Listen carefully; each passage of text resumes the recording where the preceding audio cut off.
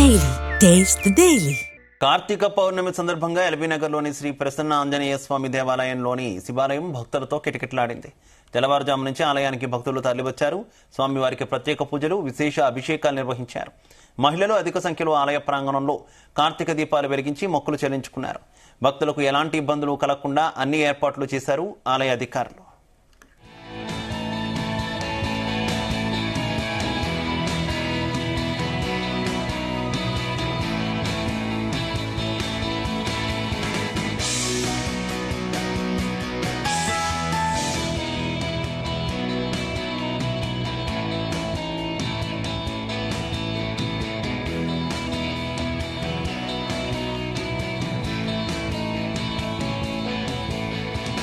ఎల్బీనగర్ శ్రీ ప్రసన్నాంజనేయ స్వామి దేవస్థానం శ్రీ పార్వతీ రాజరాజేశ్వర స్వామి అనగా మీనాక్షి సహిత సుందరేశ్వర స్వామి ఆలయంలో గత 37 సంవత్సరాల నుండి జరుగుతున్న విధంగానే ఈ సంవత్సరం కూడా స్వామివారికి విశేషంగా ఈ శరత్కాలంలో జరిగే అన్ని రకాల పళ్ళ రసాలతో స్వామివారికి అభిషేకం నిర్వహించడం జరిగింది.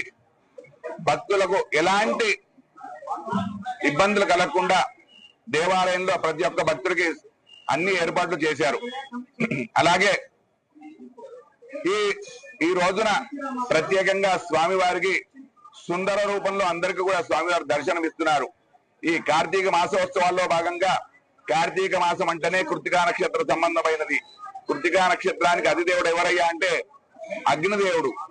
దీపం వెలిగిస్తే పాపక్షయహరం అవుతుంది, అంటే పాపనాశనం జరుగుతుంది అని అర్థం. అందుగురించనే ఈ కార్తీక మాసంలో ప్రత్యేకంగా దీపారాధనకు చాలా ప్రాముఖ్యత ఉన్నది, అంటే పాపక్షయహారం కాబట్టి. భక్తులందరికీ కూడా కార్తీక పౌర్ణమి శుభాకాంక్షలు.